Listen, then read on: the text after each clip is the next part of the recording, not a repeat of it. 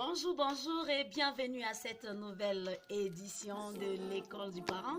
Ça fait quelque temps que je n'ai pas fait de vidéo. C'est à cause des études. Vous savez, pour enseigner les gens, il faut continuellement se laisser enseigner d'abord. Voilà, aujourd'hui, j'ai un thème très alléchant. Je viens contredire une pensée populaire. Une pensée populaire qui dit que l'Église divise les familles. L'Église divise les familles. Cette pensée dit que l'Église divise les familles. C'est une pensée populaire. Moi, je pense que c'est l'analyse des profanes.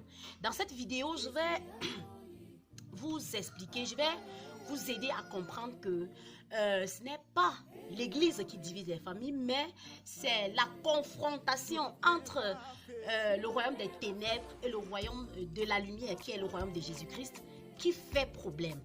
Et pendant que nous allons le faire, on doit voir que les ténèbres ne sont pas toujours dans le païen, mais il y a également les ténèbres au milieu des chrétiens. C'est la raison pour laquelle nous allons commencer d'abord par confronter les ténèbres dans la vie des chrétiens.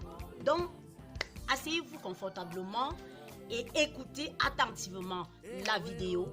Et si vous n'êtes pas encore abonné à la chaîne, n'hésitez pas de vous abonner, de partager, de commenter pour nous aider à mieux concevoir les prochaines vidéos. Et restez tranquille et suivez attentivement. Que le Seigneur vous guide pendant que vous serez en train de suivre cette vidéo. Alors, plusieurs fois, j'ai écouté des personnes dire vraiment, les églises divisent les familles. Quand une femme commence à aller à l'église, ça veut dire que ça va déranger dans sa famille. Son mari et elle ne vont plus s'entendre. Quand un enfant s'engage avec l'église, ça crée les problèmes dans sa famille. Quand un homme s'engage avec l'église, ça crée les problèmes dans sa famille. Alors, comme je venais de dire tantôt, ce n'est pas l'église qui divise, mais c'est la confrontation. Vous allez vous rendre compte que quand quelqu'un est dans sa position en ce qui concerne la croyance, c'est comme une muraille, c'est comme une montagne qu'il faut, en fait, pour amener la personne à changer de la façon de voir. C'est comme une montagne. Et c'est ça qu'on appelle la mentalité, le système de pensée. Voilà pourquoi nous allons un peu nous attaquer à ce système de pensée ce matin. D'abord dans le milieu des païens, des chrétiens, parce que le jugement commence dans la maison de Dieu. Ensuite, maintenant, au milieu des païens, pour que les gens comprennent que non, en réalité, c'est pas l'église qui divise. Ce n'est pas l'église, mais c'est les ténèbres qui sont dans nos cœurs, qui créent les divisions dans nos milieux à cause des croyances. Alors, nous allons commencer, comme je l'ai dit tantôt, chez les chrétiens. La première chose que je vais interpeller chez le chrétien, c'est le fait de croire que tous les rêves viennent de Dieu. Tous les songes ne viennent pas de Dieu. Il y a des songes qui viennent de tes propres pensées. Freud a expliqué cela dans la psychanalyse. Les désirs refoulés peuvent ressortir dans le rêve. Ça n'a rien à voir avec Dieu ou bien à voir avec Satan. C'est parce que tu as nourri des pensées, il y a des choses que tu as vues, il y a des choses auxquelles tu as pensé et que tu ne pouvais pas exécuter et que la société ne pouvait pas par exemple, te permettre de faire cela. Ça revient maintenant dans les rêves. C'est ça qu'on appelle les désirs refoulés. Le subconscient ressurgit dans le rêve. Il y a maintenant les rêves qui viennent de Satan. Ce sont des semences. Quand tu rêves, tu vois un truc qui vient du Satan, c'est parce qu'il y a une sémence qu'il est en train de s'aimer dans ta vie pour vouloir faire en sorte que des choses bizarres t'arrivent. Or, maintenant, quand tu vois ce genre de rêve, tu dois te lever et annuler et agir contrairement à ce que tu as vu dans le rêve. Il y a maintenant les rêves qui viennent de Dieu. Ce sont des rêves que Dieu donne pour nous interpeller, pour nous guider, pour nous réorienter, pour nous diriger, pour nous permettre de comprendre sa pensée par rapport à une situation précise.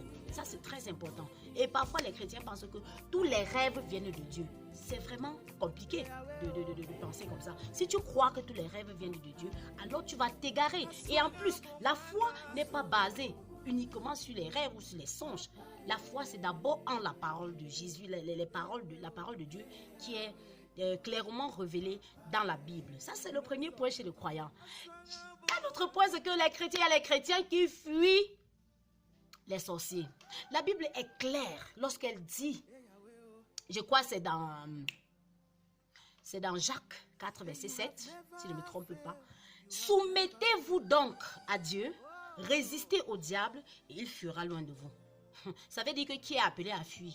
Soumettez-vous donc à Dieu, résistez au diable et il fuira loin de vous.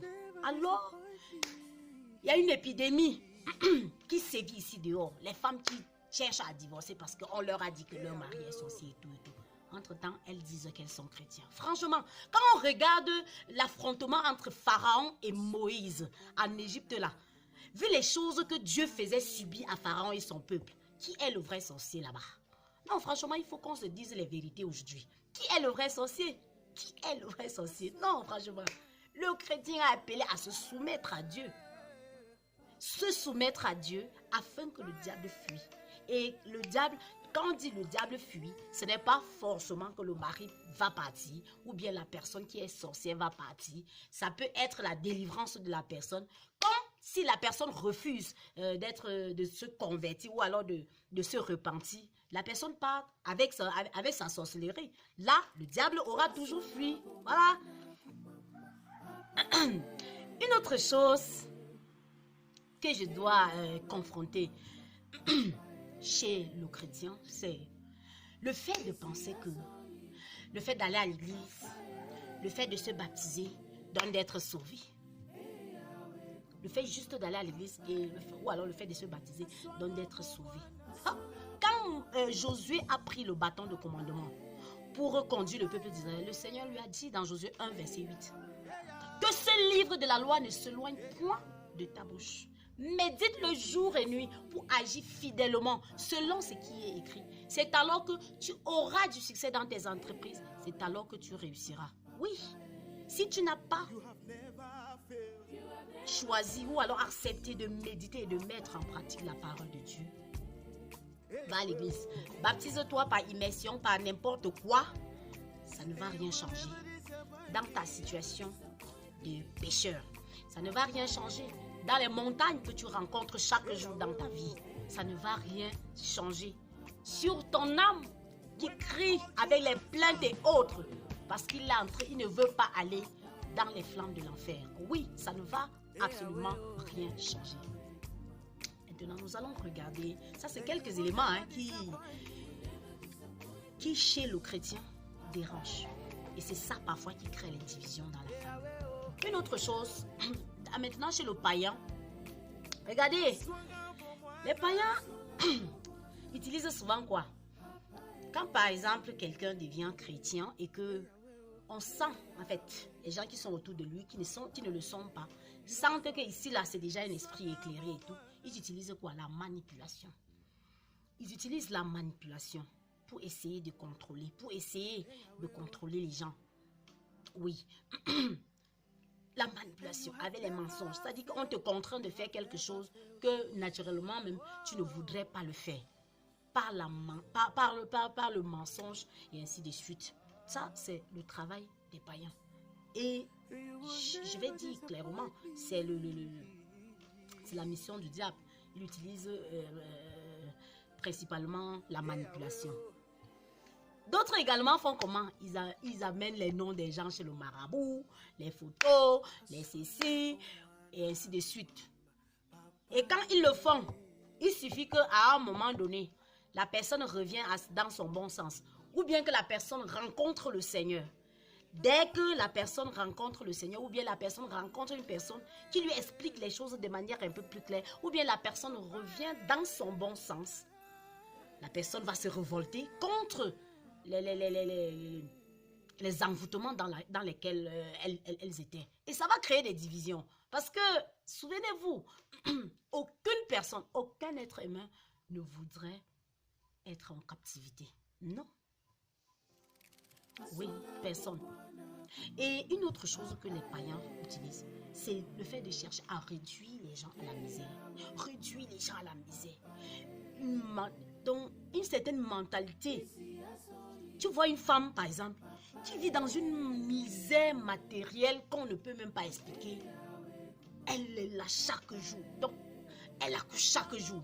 Franchement, c'est la raison pour laquelle on dit que la misère, la pauvreté est d'abord mentale. Je vous dis que la pauvreté est d'abord mentale. Une femme qui n'arrive pas à se nourrir, elle n'arrive pas à prendre soin des enfants qu'elle a. Elle met en danger encore sa santé, les conditions de vie précaires, pour dire qu'elle fait d'autres enfants. Ça, c'est la misère. Franchement, il faudrait qu'elle apprenne à comprendre que même ceux qu'elle a déjà accouchés là, il faut un grand challenge pour que les enfants là soient déjà une chose, soit déjà quelque chose de mieux. Un être humain qu'on met au monde, c'est un projet, bien aimé. Un être humain qu'on met au monde, c'est un projet qu'on met sur pied. S'il vous plaît, débarrassez-vous de ce genre de misère mentale, misère émotionnelle. Je ne sais même pas comment caractériser ça. Oui, franchement. Et retenez maintenant que tant que vous acceptez à obéir à votre oppresseur va vous aimer. C'est la raison pour laquelle parfois on dit non, il y a la paix, il y a la tranquillité et ainsi de suite. Mais en réalité, il s'agit de ça. Il s'agit d'un système oppresseur-oppressé, que ce soit dans la famille ou bien même dans le lieu de service. Jésus a dit qu'il vient pour guérir les cœurs brisés, parce que toutes ces choses-là, parfois on le fait et ça crée des blessures émotionnelles, des blessures intenses, des blessures profondes et on vit avec. Parfois on dit, on va faire comment? Parce qu'en réalité, on regarde, on ne sait même pas ce qu'on peut faire. On ne sait pas comment essayer de résoudre notre problème. Mais Jésus est la solution. Il a dit que je suis la lumière du monde. La lumière de Jésus va t'amener à comprendre une chose. Éclairer, à comprendre les choses. À éclairer ta vie. À te donner de faire des choix conséquents.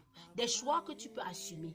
À te donner de prendre ta vie en main. De ne plus te laisser manipuler de gauche à droite. Parce que quand tu es manipulé, quand tu es oppressé, quand tu vis dans un genre de misère, ce n'est pas forcément...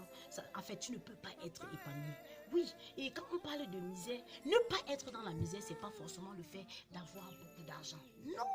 C'est pour ça que tout d'abord vient du mental. Tout vient d'abord du mental. La misère mentale. Or, la foi, c'est une ferme assurance.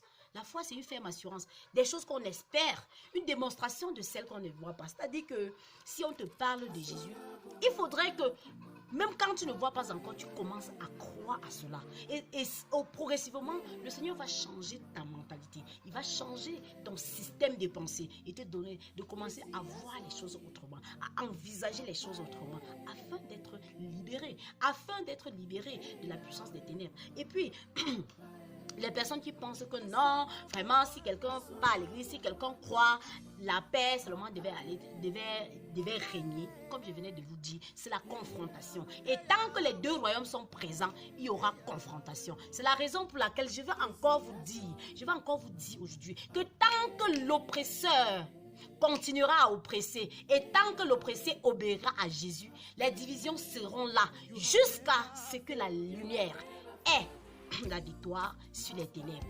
Je répète, tant que l'oppresseur continuera à oppresser et tant que l'oppressé obéira à Jésus, les divisions seront là jusqu'à ce que la lumière ait la victoire sur les ténèbres. Je vais préciser que le chrétien ne combat pas pour la victoire. Le chrétien combat dans la victoire. En réalité, quand tu combats, tu sais que tu as déjà la victoire. Pourquoi? Parce que Jésus a déjà eu cette victoire à la croix. Il est juste question que tu combattes, que tu marches sur ses pas pour acquérir ta victoire, la victoire qu'il a déjà eu à la croix. Et parfois, le Seigneur nous permet de combattre et tout, parce qu'il veut nous enseigner, parce qu'il veut davantage nous affranchir, parce qu'il veut que nous soyons un témoignage, parce qu'il veut que nous nous levons, nous disons aux autres, vraiment, telle situation dans laquelle tu vis, voilà ce que tu peux faire et tout. Oui, parce que quand Quand tu combats, le Seigneur te guide, il te permet d'être enseigné, d'être éclairé, de comprendre les choses, de comprendre les réalités du règne spirituel, comment le règne spirituel et le monde physique fonctionnent simultanément et ainsi de suite, de comprendre ces choses. Sinon, il pouvait tout simplement, tu pouvais croire, donc dès lors que le Seigneur t'a donné une promesse, elle s'accomplit automatiquement. Mais il faut travailler parce que, vous voyez, le Seigneur m'a enseigné que une promesse, c'est comme, c'est comme l'enfant que tu conçois dans ton ventre. C'est comme l'enfant que tu conçois. Mais celle-là, c'est une conception spirituelle. Mais aucune femme ne mérite, par exemple, que son enfant sorte à 3 mois ou bien à 6 mois. Non, n'importe quelle femme aimerait que son enfant arrive à terme avant que les contractions commencent. C'est la même chose. Or, la grossesse spirituelle, c'est-à-dire la promesse que tu reçois de Dieu, cette grossesse a aussi son temps, elle a aussi son thème et la durée dépend de ton obéissance à Dieu, de Dieu qui a donné la promesse et de comment toi tu dois écouter la voix de Dieu pour chaque fois savoir à quelle étape est ta promesse, à quelle étape est la grossesse. Est-ce que vous comprenez? C'est la raison pour laquelle ce n'est vraiment pas normal que lorsque le Seigneur te dit, vraiment, je te promets telle chose, que directement, tu commences à dire, vraiment, Seigneur, tu m'avais dit, non, c'est comme une grossesse. Et il faut donc travailler à ce que la grossesse arrive à terme, que le bébé sorte étant bien avec les poumons qui sont arrivés à la maturité. Merci, bien-aimé, d'avoir écouté cette vidéo. Comme je l'ai dit tantôt, n'oubliez pas de liker, de commenter, d'appuyer sur la cloche, de cliquer sur la cloche de notification pour recevoir les prochaines vidéos. Même si parfois je n'ai pas assez de temps pour faire les vidéos constamment, sachez que les vidéos arrivent. Nous sommes toujours au laboratoire. Demeurez en paix, soyez bénis, que le Seigneur veille sur vous et que le sang de Jésus-Christ couvre tout votre corps, votre âme et votre esprit, afin que vous soyez divinement protégés. Demeurez en paix.